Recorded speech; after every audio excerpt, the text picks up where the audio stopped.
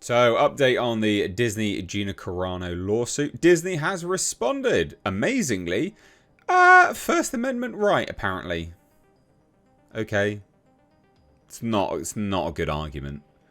That is not a good argument. I don't think this will go the way that they want it to. So, yeah, interesting. I wasn't expecting this. I was expecting, like, some pretty severe litigious claims, but they've just gone, nah, we had First Amendment right. Okay. How?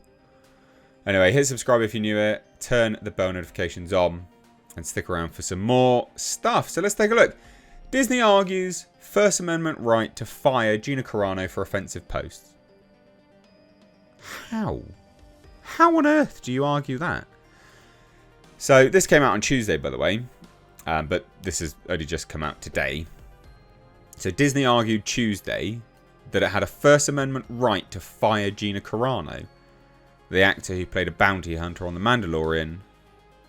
I don't think she played a bounty hunter. Alright. After she allegedly trivialized the Holocaust in an Instagram post. She didn't do that.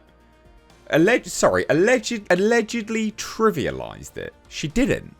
She was saying it was really, really bad, and what's happening now is also really, really bad and could lead to something, you know, a very, very similar sort of tumbling of the sort of house of cards, right? Like it's the slippery slope analogy.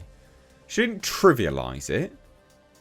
What? Oh my god. Anyway, Carano sued in February, arguing that the company unlawfully retaliated against her for expressing her personal political views, which were at odds with Disney's preferred ideology.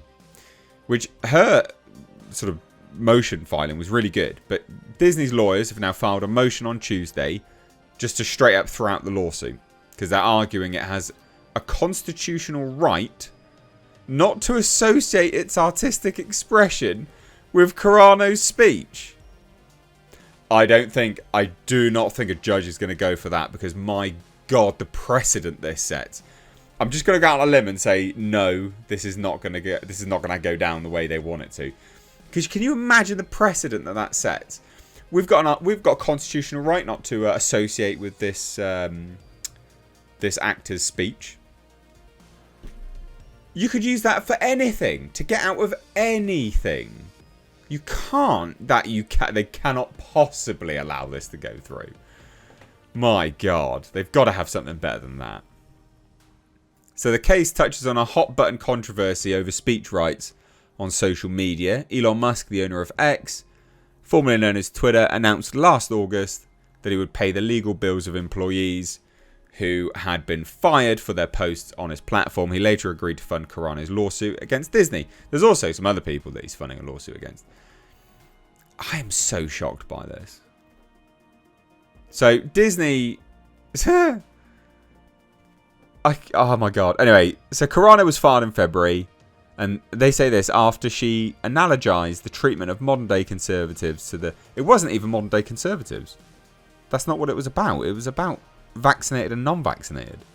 And everything that was going around that. What, variety, can't you... I'm 99% certain I'm right on that. Am I right? I swear it was all to do with being vaccinated and non-vaccinated. Anyway... and because history is edited, most people today don't realise that to get to the point where Nazi soldiers could easily round up thousands of Jews, the government first made their own neighbours hate them simply for being Jews. How is that any different from hating someone for their political views? Oh, okay, I swear it was also to do with the vaccinated situation as well. Oh, never mind. So Carano had faced significant pushback for earlier social media posts in which she strongly objected to COVID restrictions. There you go. Questioned the legitimacy of the 2020 election and refused to show support for trans rights. No, she did. Oh my god. These people. According to a lawsuit, Disney forced her to have a 90-minute Zoom meeting with GLAAD after she posted that her pronouns were boot, bot, beep. I mean, honestly, surely Variety, even writing this, just realised how absolutely insane and ludicrous this entire thing is, surely. Anyway, but for Disney, the Nazi post was the final straw, according to the company's motion. The company argued that the post trivialised the Holocaust by referred to thousands of Jews, not millions. Oh my god! Really? You're trivialising the... These people are insane. They've got to have something better than this. and by likening their experience to those of contemporary conservatives who face scorn on social media. Disney had enough, the motion states. The company put out a statement the same day saying it had no plans to hire her in future and that her comments were abhorrent and unacceptable. Carano sued under a California law that prohibits employers from retaliating against employees for political activity. I don't think they can't do this.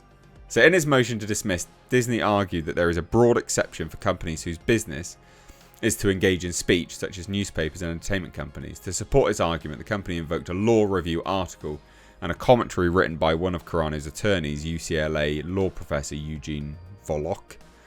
Employers that speak must necessarily speak through their employees, and when an employee or prospective employee says things, even off the job, that would undermine the employer's message. The employer must be able to distance itself from the employee.